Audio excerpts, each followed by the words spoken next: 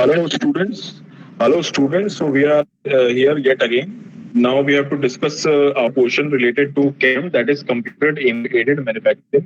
अभी तक जितना हम लोगों ने पढ़ा, अभी तक हम लोग ने जितना पढ़ा, ठीक है, अभी तक हमने जितना पढ़ा वो था कैड।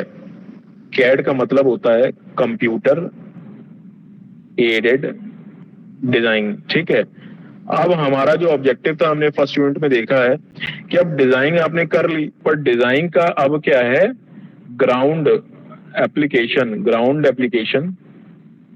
एप्लीकेशन भी तो आपको दिखाना पड़ेगा। डिजाइन का क्या है, ग्राउंड एप्लीकेशन भी आपको दिखाना पड़ेगा। तो इस ग्राउंड एप्लीकेशन को दिखाने के लिए आपको इस डिजाइन को क्या करना पड़ेगा,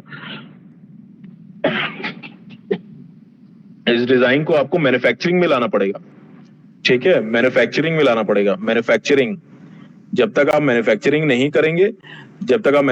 करेंगे, वही तब कब मास प्रोडक्शन में जब तक इस चीज को नहीं लाएंगे मास प्रोडक्शन में, तब तक आपका डिजाइन करने का कोई पर्पस नहीं सॉल्व होगा। पर्पस, ठीक है, पर्पस सॉल्व करना चाहिए ना। पर्पस क्या है कैड का ये है पर्पस कि भैया बिना किसी ह्यूमन इंटरफेरेंस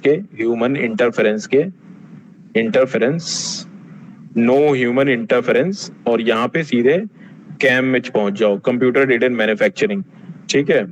इसमें है आपका कंप्यूटर एडेड मैन्युफैक्चरिंग, ओके। तो ये आपका एक सोल पर्पस ये है। इसमें कोई भी सारे काम जो है यहाँ पे सब कंप्यूटर करेगा, जो कंप्यूटर करेगा सारे काम कंप्यूटर करेगा मैन्युफैक्चरिंग से रिलेटेड।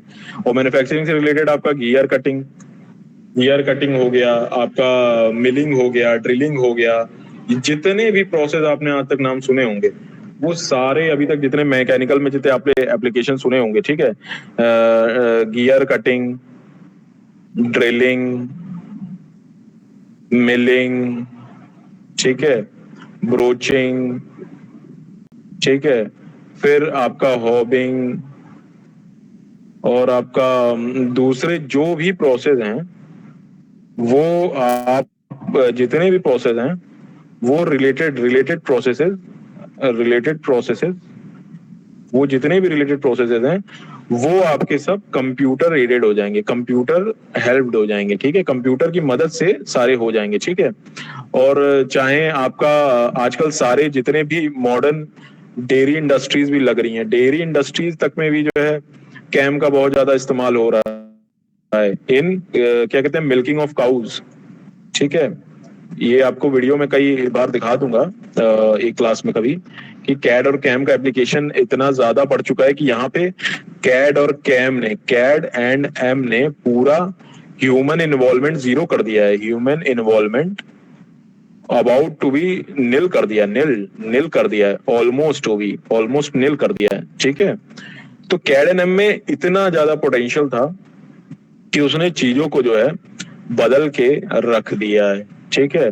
और इससे भी एक कदम अगर आप आगे बढ़ा दें तो ह्यूमन इन्वॉल्वमेंट तो ऑलमोस्ट नील किया था कैडएम में, अब यहाँ रोबोटिक्स ने तो बिल्कुल ही खत्म कर दिया। रोबोटिक्स जब से आया है, रोबोटिक्स की जो रिलेटेड चीजें आई हैं, प्रोग्रामिंग चीजें आई हैं, उसने आपकी जो जरूरत है उसको बिल्कुल खत्म कर दिया है। इन ह्यूमंस का इंटरफेरेंस, यहाँ पे रोबोटिक्स ने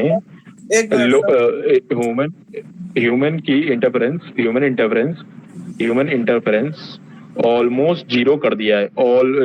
लगभग क्या जीरो ही कर दिया है ह्यूमन इंटरफेरेंस रोबोटिक्स की तरह से वजह से। तो देखिए ये सब जो चीजें हैं इनका अपना एक फायदा है, ठीक है। इन सब चीजों से अपना एक फायदा आया है, ठीक है। कैडएम की वजह से देखिए फायदे क्या क्या आए हैं वो मैं आपको बताता हूँ। दोनों का कैड और मैन्युफैक्चरिंग एप्लीकेशन से क्या है, प्रोडक्शन जो है आपका क्या है, बढ़ा है।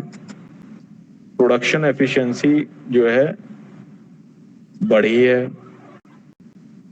ठीक है। प्रोडक्शन बढ़ा है, प्रोडक्शन एफिशिएंसी बढ़ी है। और वेस्ट एनर्जी जो है, वेस्टेज जो भी है सर, ये जो पढ़ा रहे हैं सर, इसमें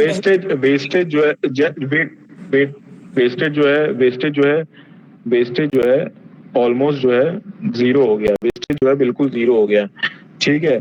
तो इन सब चीजों से आपका, और देखिए वेस्टेज तो जीरो हुआ है, मटेरियल एक्यूरेसी बढ़ गई है, एक्यूरेसी है, एक्यूरेसी जो मैन्युफैक्चरिंग में, एक्यूरेसी मैन्युफैक्चरिंग जो थी, जो मैन्युफैक्चरिंग से रिलेटेड एक्यूरेसी थी, वो बढ़ गई है बहुत ज्यादा।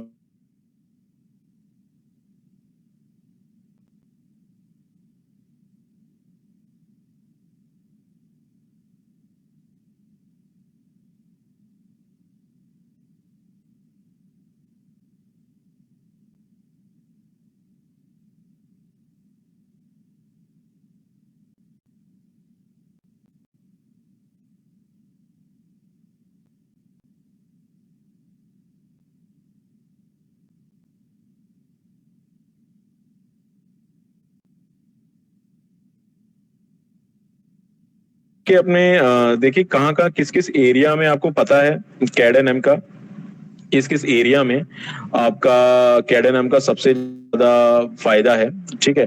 तो उन एरियाज को हम जो है डिस्कस कर लेते हैं, अभी तक कहाँ कहाँ पे जो है कैड एंड एम में जो है अपने धमाके किए हैं, है ना। जैसे कि मतलब कहते हैं कि होलसेल